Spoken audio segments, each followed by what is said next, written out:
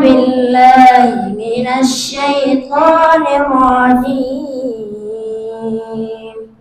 بسم الله الرحمن الرحيم. والتين والزيتون وطور سينين وهذا البلد الأمين.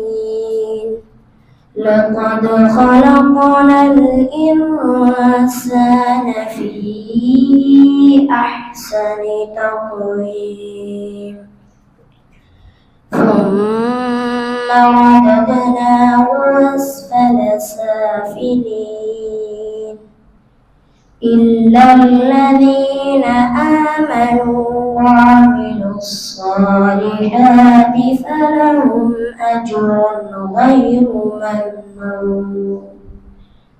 فما يكذبك بعد بالدين.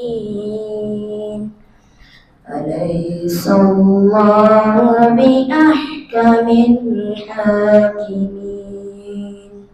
صدق الله العظيم.